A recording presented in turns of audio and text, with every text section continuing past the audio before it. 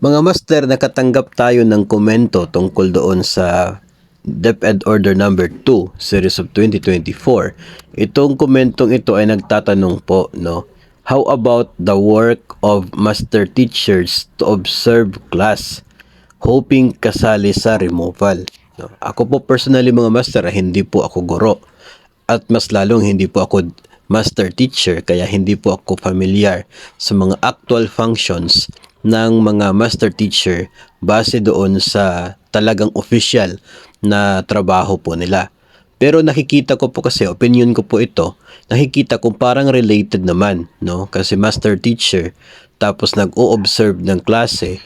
In short, sila po yung pwedeng magbigay ng feedbacks doon sa ginagawa ng mga guro na strategies sa pagtuturo.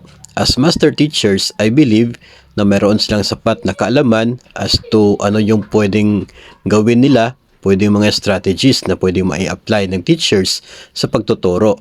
No, so nakikita kong personally parang related naman, no, yung pag-observe sa klase doon sa pagiging isang master teacher. Pero as I said, hindi ko alam kung part ba yun sa opisyal na trabaho ng master teacher, ha. Pero hindi rin kasi pwede natanggalin siya from the master teachers at ibibigay sa mga non-teaching personnel. Kasi ito mga non-teaching personnel, hindi po ito mga guro. No, kami po ng mga non-teaching personnel, most of us ay hindi naman po nakapagtapos ng education courses. Kami rin ay walang training para po sa doon. No, so malabo na magiging isang magandang sitwasyon kung ang pag-observe sa klase tanggalin from the master teachers, ibibigay sa mga non-teaching personnel na in the first place hindi naman mga guro. Of course, walang mga let passers, mga guro na mag-a-apply or magpapa-employ as non-teaching personnel. O maliban na lamang siguro kung gawin nilang stepping stone yon para makapasok sa public teaching.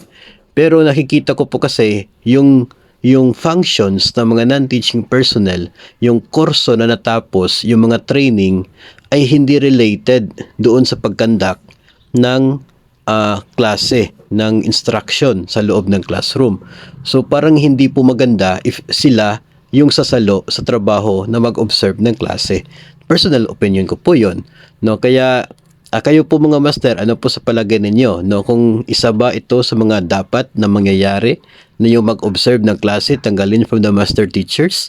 Hindi naman siguro pwede na si teacher 1 yung gagawing tagapag-observe, no? Kasi guro siya, no? Kung hindi pwede sa mga non-teaching personnel, ADAS 2, ADAS 3, AO2, mga PDO na mga hindi po mga guro, kung hindi pwede sa kanila, I don't believe na pwede rin na i-transfer na lang yung function na yun to the teacher 1, no? Kasi nakikita ko mas pabor, no, mas maganda yung sitwasyon kung si master teacher yung gagawa nun, no? Nakikita ko yun, pero as I said kanina, hindi ko alam kung part yun ng official na functions ng mga master teacher.